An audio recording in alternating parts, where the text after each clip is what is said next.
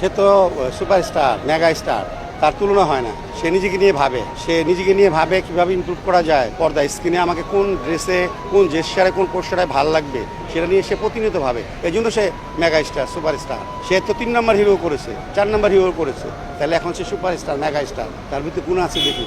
আমার তো খুবই আনন্দ লাগে, কারণ তার সাথে আমি প্রথম ছবি করছি ভাড়াটে খুনি। আমি গোরখোদক থাকি, সেও গোরখোদক থাকে। ওই ছবিতেই আমি তার অ্যাকশন দেখে, তার রিয়াকশন দেখে আমি চোখে গ্লিসারিন নেই না নিয়েই চোখের পানি দর করে পড়ছে। তখন আমি বলেছিলাম যে হিরো, একদিন তুমি এই ইন্ডাস্ট্রি লিড দিবা। সে আমাদের তাকায় ছিল, তো আল্লাহ তো তাকে দিয়ে লিড দেওয়াচ্ছে।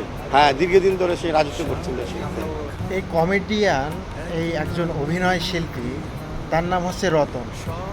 সে দেখেছেন কত সম্মান করে, কত সুন্দরভাবে কথা বললো শাকিব খানকে নিয়ে।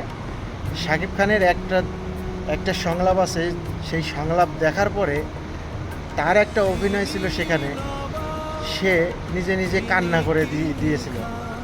তার গ্লিসিন লাগানোও লাগে নাই, নিজে শাকিব খানের অভিনয় দেখে অটোমেটিক তার চোখ দিয়ে পানি এসে গিয়েছিল। আর সেদিনই সে বলেছিল যে শাকিব খান একদিন বড় আকারের কোনো লেভেলে যে দাঁড়িয়ে যাবে। সেই লেভেলের অভিনেতা হচ্ছে আমাদের শাকিব খান। ঠিক আছে, সম্মান দিলে সম্মান পাওয়া যায়। আর এরা কিন্তু অনেক আগে থেকেই শাকিব খানের সাথে সিনেমা করে। 2004 সালে সম্ভবত ভাড়াটে খুনি দিয়ে তার যাত্রা শুরু হয় শাকিব খানের সাথে, পাশাপাশি যিনি সিনেমা করে।